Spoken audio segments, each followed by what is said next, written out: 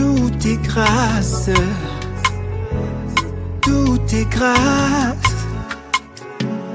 tout est grâce. Oh,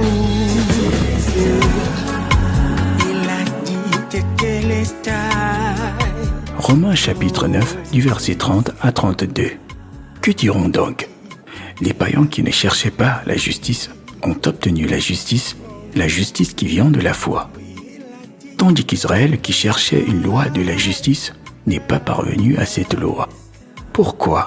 Parce qu'Israël l'a cherchée, non pas par la foi, mais comme provenant des œuvres. Ils se sont heurtés contre la pierre d'achoppement.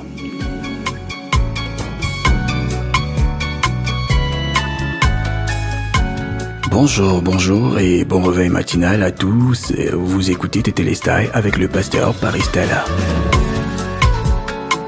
Depuis la création du monde.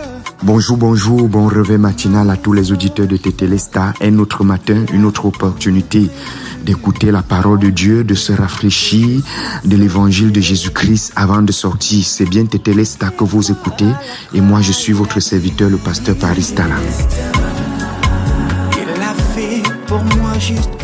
Alors bien-aimés, depuis 2 jours, nous sommes en train de parler de Esau et Jacob. Esau et Jacob représentent 2 lignes, 2 chemins sur la terre. Le chemin des œuvres et le chemin de la grâce. Esau et Jacob représentent Abel et Caïn. Abel qui représente Jacob, qui présente que le travail de Jésus-Christ, et Caïn qui veut représenter ses propres efforts. Oui, bien-aimés, nous avons vu comment est-ce que nous pouvons obtenir la bénédiction. Nous avons vu comment nous pouvons obtenir le pardon de nos péchés. Nous avons vu comment nous obtenons la vie éternelle. Bien-aimés, la vie éternelle, la bénédiction ne s'obtient pas par les œuvres. Esau a confondu. Esau est parti, il a beaucoup travaillé, il a chassé le gibier pour venir recevoir la bénédiction de son père, mais au lieu de recevoir la bénédiction, il a plutôt reçu la malédiction. Contrairement à Jacob qui ne cherchait même pas la bénédiction, mais qui a juste écouté la voix de sa mère Rebecca qui représente Jésus-Christ, et il est allé juste présenter le travail et la nourriture que sa mère a préparé à son père. En lisant maintenant Romains chapitre 9 ce matin, c'est la continuité de cette histoire que nous avons lue dans le livre de Genèse chapitre 27. La Bible dit que dirons-nous donc? Les païens qui ne cherchaient pas la justice. Oui, les païens qui ne cherchaient pas la justice, et ils ont fait comment? Ils ont obtenu la justice qui vient de la foi. Ah, donc il y a une justice qui vient de la foi et il y a une autre qui vient de quoi? Des œuvres. Nous, bien-aimés, la justice que nous obtenons, le pardon de nos péchés, la sanctification que nous avons reçue, elle vient de la foi. Elle ne vient pas des œuvres, elle ne vient pas de ce que j'ai fait, de la manière dont je me suis comporté envers Dieu, envers mon frère et ma sœur. Esau a cherché ce genre de justice. Esau a cherché la justice qui vient de la loi, la bénédiction, le salut, la faveur qui vient de son habileté à chasser. Esau est allé présenter son propre travail à son père. Esau a présenté la nourriture qu'il a préparée. Pourtant, Jacob a plutôt présenté la nourriture que sa mère a préparée. Parce que c'est la mère qui connaît la nourriture, la dose de sel, de cube, le genre de nourriture que le père aime.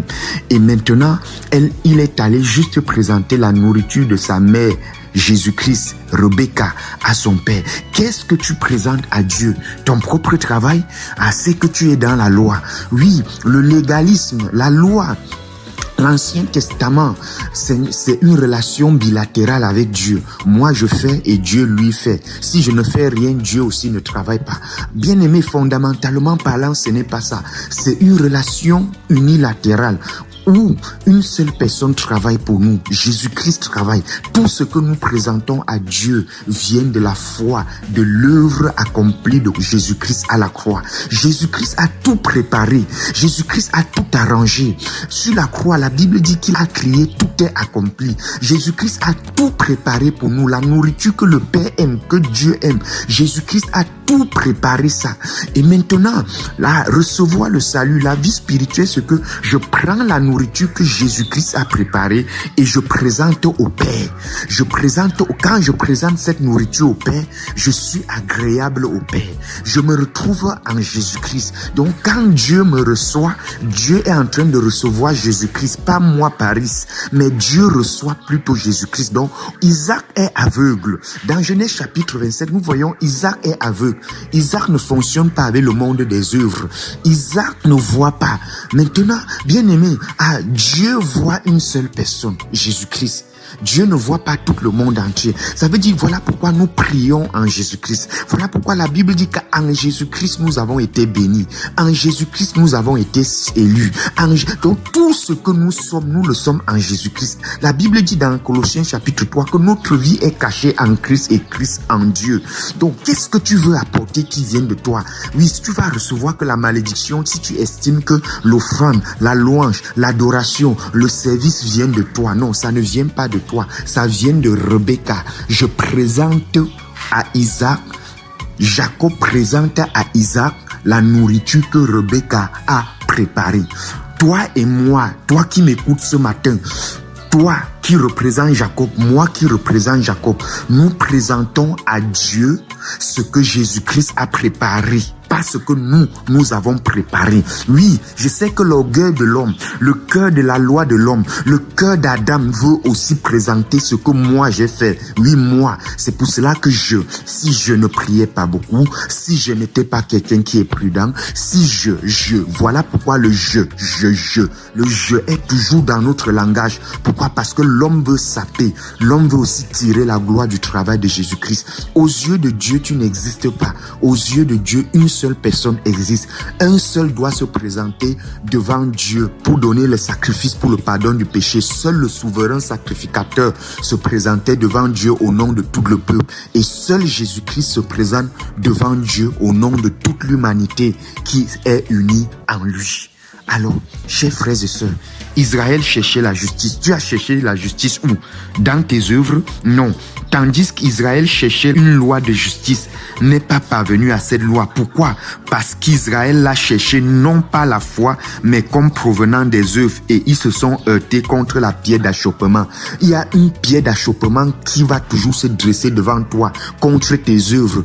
Il y a une pierre d'achoppement qui va toujours t'empêcher. Si tu veux venir présenter tes œuvres, ta justice, ta sainteté à Dieu, cette pierre d'achoppement, c'est qui? C'est Jésus-Christ. Jésus-Christ est la pierre d'achoppement qu'il va se dresser. Quand tu vas vouloir venir présenter une bonne chose à Dieu, tu vas te rendre compte que Jésus-Christ a présenté quelque chose qui est 10 fois meilleur à ta part et Dieu va rejeter ta part. Quand tu veux venir présenter une louange, une adoration qui vient de toi, tu vas te rendre compte que Jésus-Christ a déjà présenté une adoration et une louange qui est 10 000 fois meilleure que ta part sans être souillé et Dieu va toujours rejeter ta part. Quand tu vas venir vouloir présenter quelque chose qui vient de toi, tu vas te rendre compte que Jésus-Christ a déjà présenté cette chose à Dieu 1000 fois meilleur. Et tu vois, alors tais-toi, rejette tes œuvres, rejette ce qui vient de toi et identifie-toi tout simplement à l'œuvre accomplie à Jésus-Christ.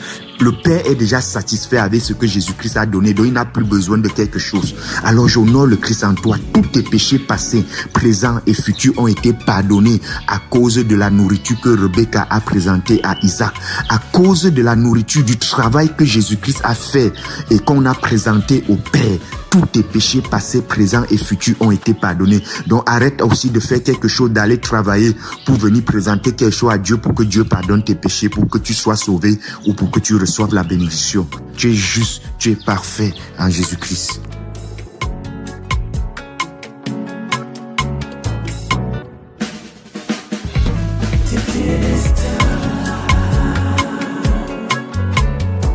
Vous venez d'écouter Tétélestai, un enseignement produit par la Midigrade, la mission de la disposition de la grâce de Dieu.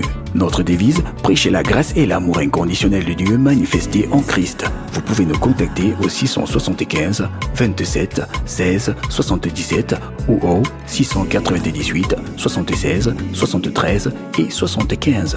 Vous pouvez aussi nous suivre en vous abonnant à nos différentes plateformes telles que Facebook, Midigrade, Twitter, Midigrade, Instagram, Midigrade Mission et enfin sur notre chaîne YouTube, Midigrade.